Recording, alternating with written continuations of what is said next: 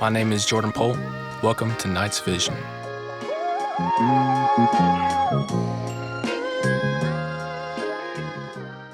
Marian University's track and field team has qualified 38 athletes for the 2025 NAIA Indoor Track and Field Championship.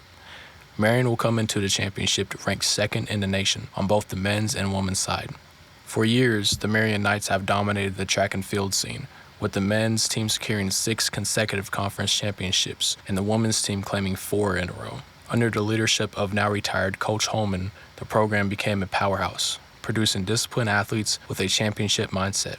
His legacy and excellence continues under current head coach Katie Wise, who is building upon that strong foundation and pushing the team to even greater success. With multiple national champions and All-Americans in recent years, the Knights have cemented the reputation on the national stage. One of those elite athletes is conference champion and All-American Victor Daly, who knows exactly what it takes to compete at this level. Victor Daly competes in the men's high jump.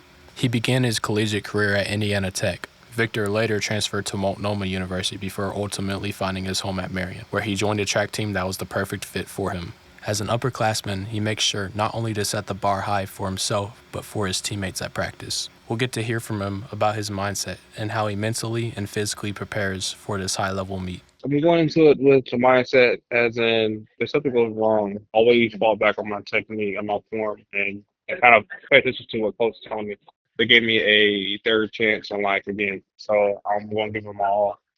The team has arrived in Gainesville, Florida, where the national competition will take place starting this Thursday. Jordan Pohl, Knights Vision.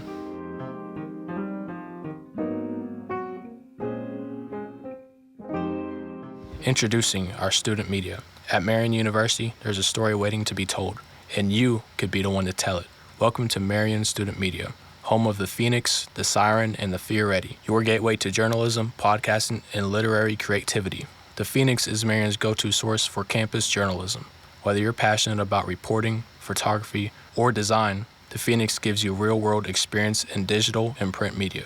Maybe you're not into journalism but want to start a podcast instead. The Siren is where your voice matters. Covering campus stories, student life, and entertainment, the Siren lets you explore storytelling through audio and visual podcasts. Or maybe you're a creative writer.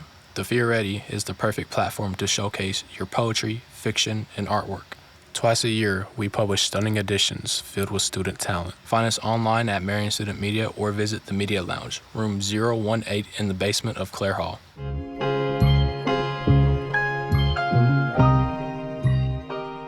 We now bring to you a developing story involving the Indiana University Indianapolis men's basketball team. On Sunday, the team's bus caught fire while returning from a road game against Northern Kentucky. The incident occurred near Kent, Indiana. Fortunately, all players and staff members were able to evacuate safely and no injuries were reported. The fire was caused by a mechanical issue, though details on the exact cause have not yet been released.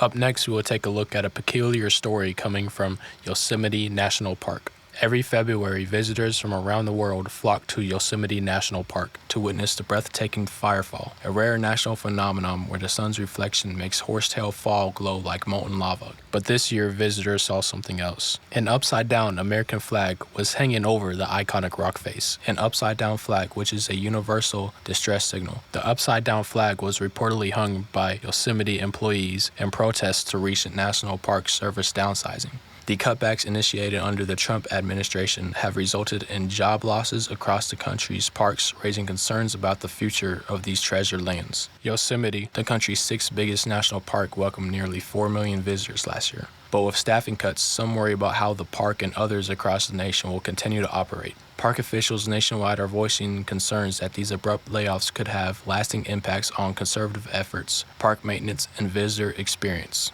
As for Yosemite, the firefall still dazzled visitors on February 22nd, but for many, the true spectacle was the ongoing battle over the future of America's national parks.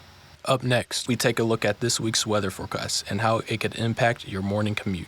After several weeks of frigid temperatures, we are finally starting to see things warm up a bit. As we experienced a high of 54 degrees this afternoon, we can expect the weather to stay in the 40s and 50s throughout this week, even getting all the way up to 58 degrees on Wednesday. This week will be cloudy with a slight chance of rain on Wednesday, so make sure you pack an umbrella just in case. I am Jordan Pohl. This was Knights Vision.